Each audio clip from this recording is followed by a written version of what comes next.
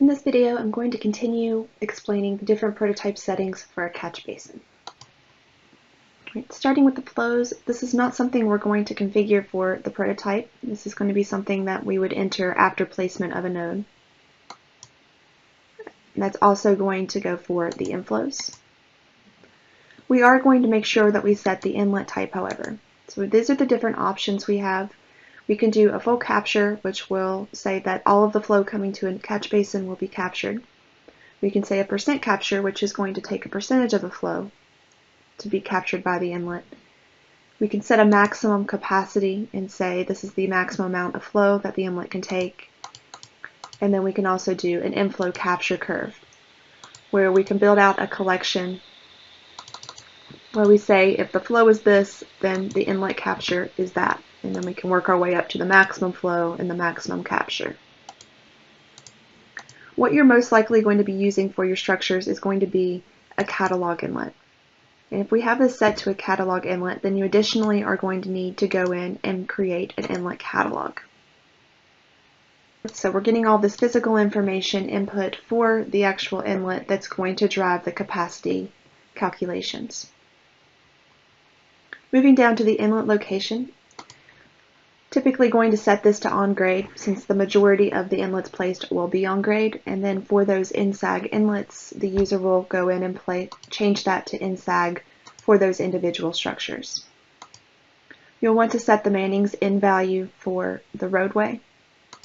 And then for the longitudinal slope, I typically don't input anything in here, and that's going to pull from the terrain model during the placement of the nodes.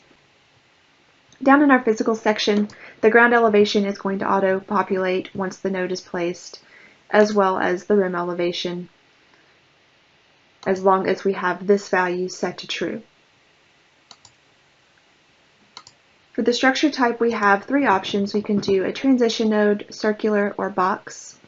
If we choose a box structure, then this length and width is actually going to populate from our inlet catalog for us, based off of these values.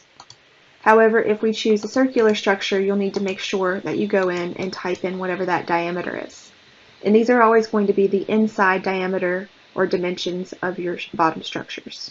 The gutter type is going to be very important for these. So we have a couple options here. We can create a separate feature definition in prototype for each inlet and gutter combination, which is probably the best method as you're going to be able to pre-configure what that gutter type is. But the other option to avoid creating so many different feature definitions and prototypes is to instead just create one feature definition and prototype per inlet type. And then we're going to set the gutter type to just the most commonly used gutter. And then per project inside of the design file, the designer can use a flex table to go in and set the gutter type in bulk. But it's from these properties here that the spread and gutter depth calculations are going to be completed. Next, I'll talk about the head loss method. So we can do absolute, where for a certain type of structure we have an amount of head loss. If we don't want to include head loss, then you'll want to set this to 0. Otherwise, you're going to be choosing one of these methods. Effect 22 3rd edition is a commonly used method. And if I go to the help here, it gives us some additional information of what those different benching configurations look like. So you're just going to match that to your standard drawings and pick the closest one.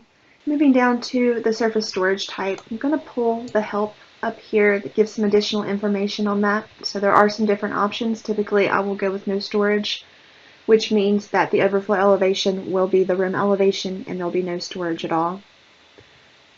But here are a list of the other options and descriptions of those.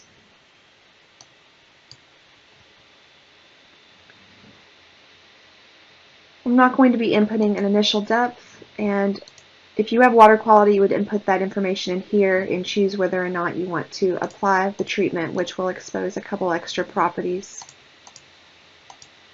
And then the connecting links, we will not put anything in there in the prototype, as that's going to come after we place the node and connect the conduits. Same thing with references and output 2D. So what you see left that's expanded are really the only areas that we're going to be configuring for these catch basin prototypes. Everything else is going to be just left at the default or handled after placement.